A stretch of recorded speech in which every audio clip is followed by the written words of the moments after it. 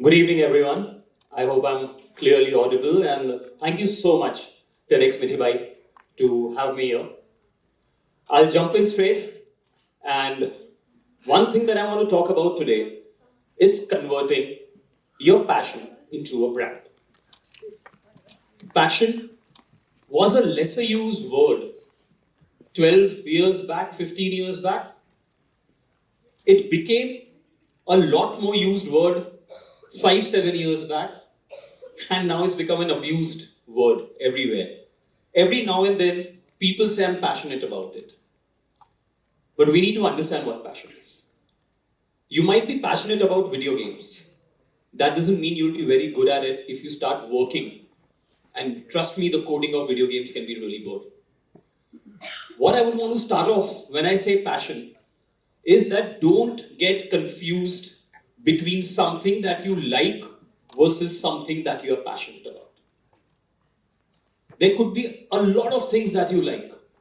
Eating, playing, sleeping. If you ask me, I can really be passionate about sleeping.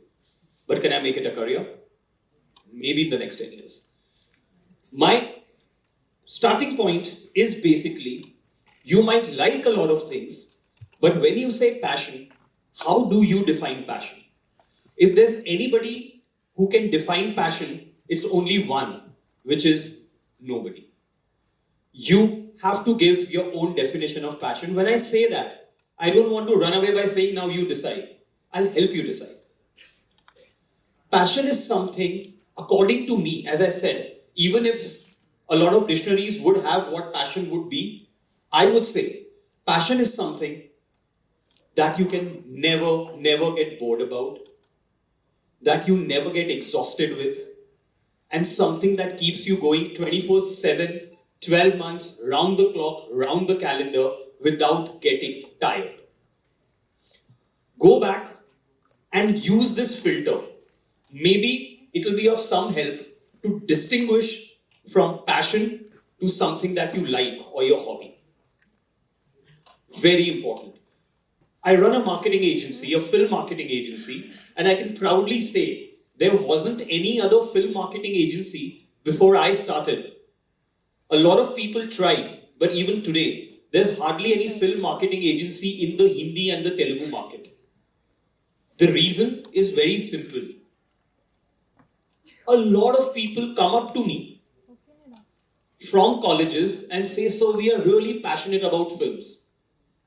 I was like, great, let's work. 1 week, I repeat, 1 week. They come back tired with under eyes. So we can't do this. I mean, people make us work after 6 p.m. I was like, you just said last week that you are passionate about films. Like, yeah, we are passionate, but we like to watch films. We are not getting time to watch film. I can tell you I'm somebody who's crazily passionate about films. Since this time I've started working on films, my ratio of watching films has really come down drastically. But I enjoy doing what I do. It's been 15 years I've been doing this, 14 to be precise. There's not a single day I felt, what the hell am I doing? Why should I be doing that? It is something that even today gives me the biggest kick ever. And for me, that is passion. So my first point to you guys will be, don't confuse your liking with your passion. Be very clear between the two. Passion is something that will never get you bored, something you will never need a break from. If you need a one-liner, we use a lot in films, so that one-liner dialogue is something that you never need a break from, is your passion. Second, you might find a passion, you might be able to define it, but the next question is, are you good at it? Think about it. Most of the people would come to Mumbai from smaller towns, and when they would tell their parents or their teachers back home that I want to be a part of the film industry, what is the first thing that will come to anyone's mind? Arey, actor banne ja raha hai. We need to understand, when an actor stands on the stage, there are at least 100, I repeat, 100 other professions around it to make the actor stand on the stage. It is very important. So just because when you're watching a film, you're watching one product, and I'm talking about my field, that's why I'm giving you example from there. But let's say you are passionate about fragrances, you're passionate about perfumes. A lot goes into it. Which department of that you want to get into? So when I say films, I was very clear I had two passions in life, I still have, which is branding, marketing, and films. And I wanted to combine the two passions. And that's where I came up with the film marketing agency. So similarly, it is very, had I come to Mumbai thinking, okay, I love films, let me try and be an actor. Not to discourage anybody who wants to be an actor, but I would be one of those 5,000 people who are waiting out there, outside a casting director's line saying that, okay, give me a chance. I tried to create my own line. There was hardly any competition. Things worked out. So, recognize your passion. Define your passion. What is it that you want to do? The third and the very, very important thing, once you know this is the field I'm passionate about, in that field, this is what I want to do. The third and the most important thing is test your passion. How do you do that? Okay, so I have been able to identify what I want to do. I want to turn my passion into a brand, into something I want to work. Make sure you find out from the people who are doing it right now. There might be some people, if they are not exactly doing what you want to do, but something around that, talk to them and understand how it is. If you are not somebody who's a people's person, if you are not somebody who's technically sound, if you are not somebody who would like to work on machines on a longer period of time, some professions won't be for you, even if you love them, even if they are your passion. So, the third and the most important thing is you need to test out and figure that if I want to do this, start with visualizing. Visualize yourself doing that. Does that give you happiness? Yes. Speak to people who are doing that. See how happy they are. And you will realize the difference between sitting there thinking what a wonderful job it will be to do this, to actually doing that job and talking to a person who's doing that job to know what it actually is. So test your passion. And testing your passion would sometimes test your patience. And you will know that when you start talking to people.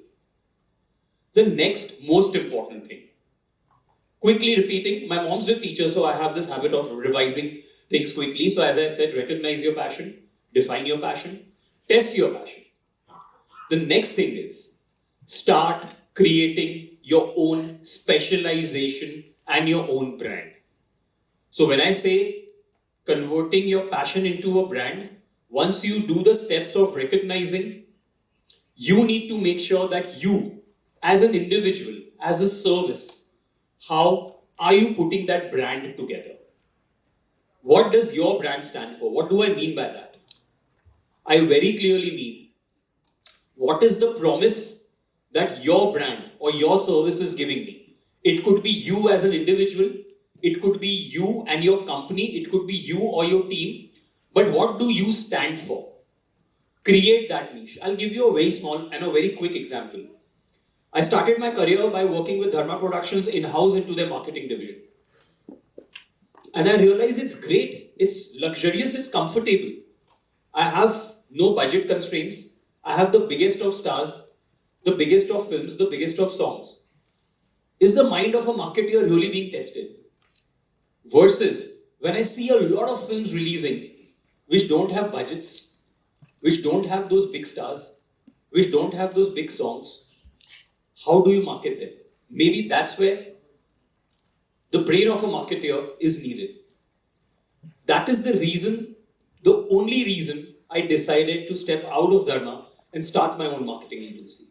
Because it wasn't those 5 films that one production house would do in a year, but those 50 films which are out there who maybe need a marketing mind.